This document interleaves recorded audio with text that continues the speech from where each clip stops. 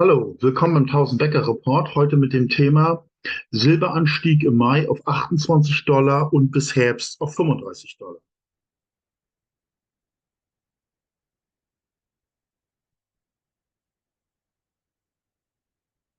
Disclaimer.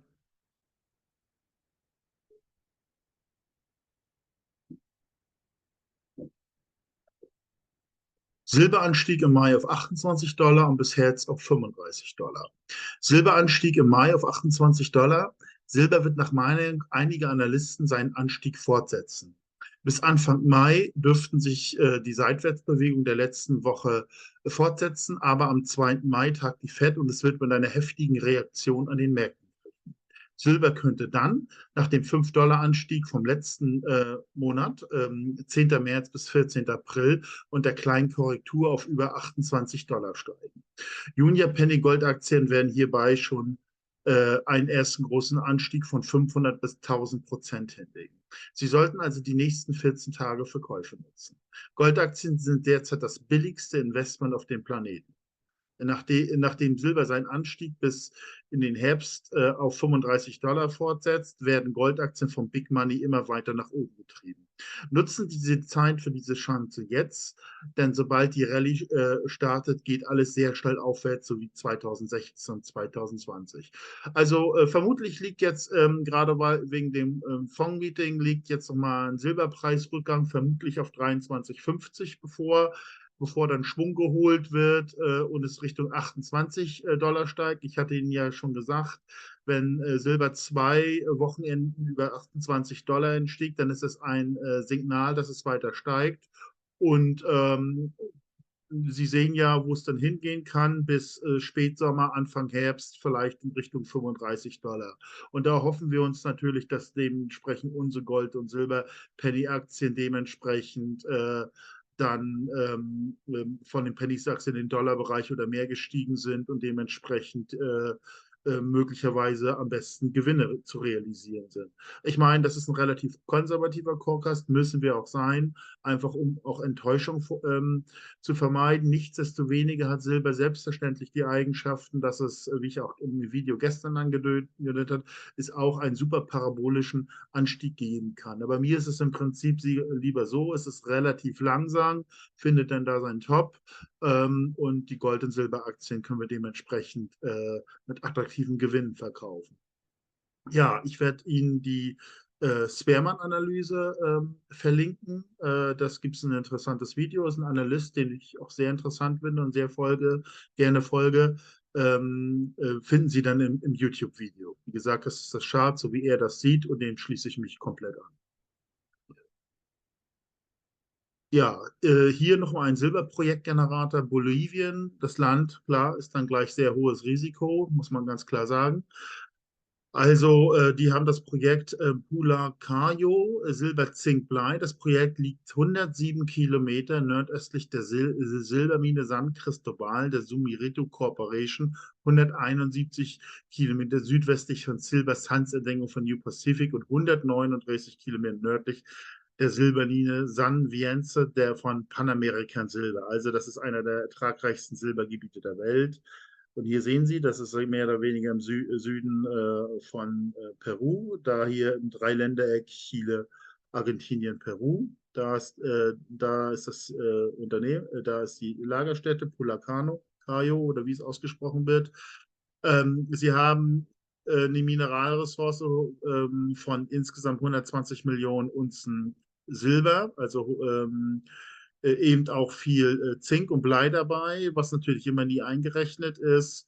Und der Grad des Silbers ist, sage ich mal, Medium von 50 Gramm bis 100 Gramm. Und wenn man das, sage ich mal, in die Potentialfaktor tut, kommt man auf 555. Wie gesagt, das ist nur ein Vergleichswert, um das Potenzial der Aktien zu vergleichen.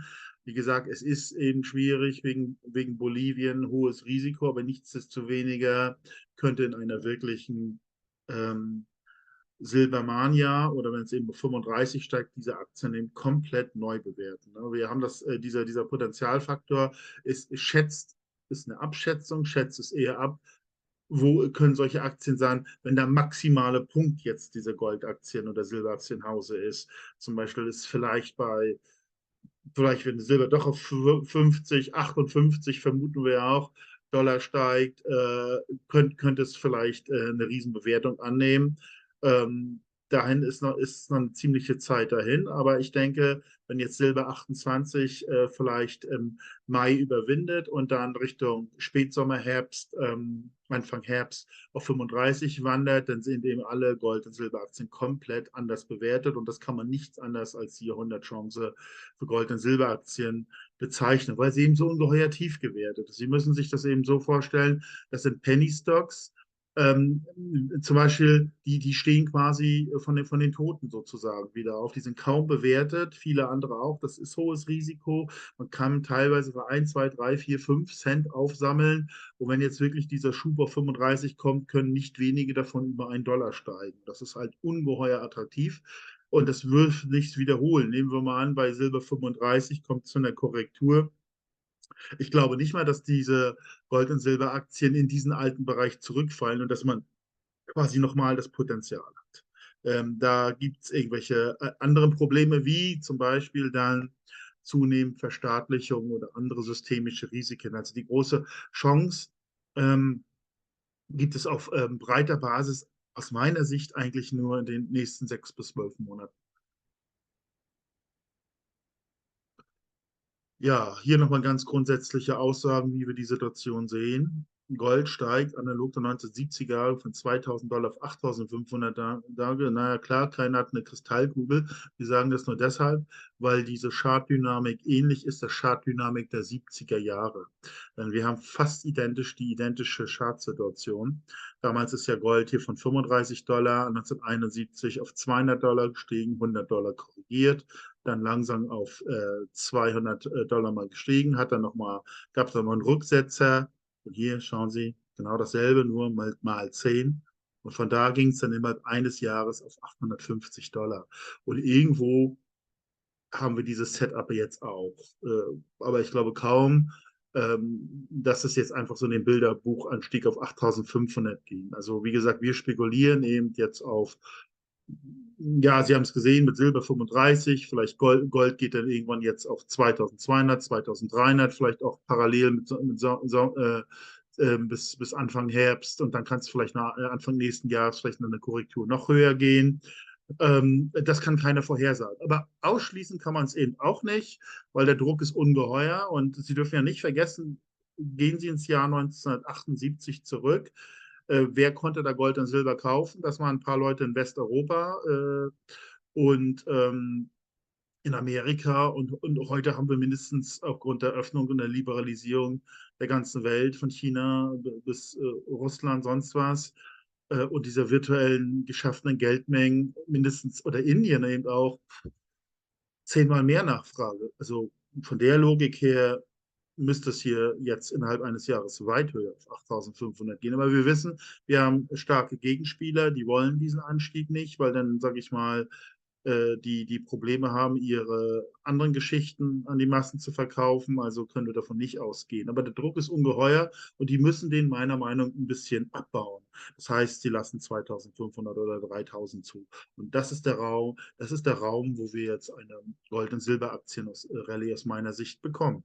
Sie sehen hier nochmal die Werte der 70er Jahre. Hier gehen es von 5 Cent auf $19, 10 Cent auf $36. Das heißt, das $1.000 wurden mehr als eine Viertelmillion. Das ist nicht nur einmal vorkommen, relativ häufig.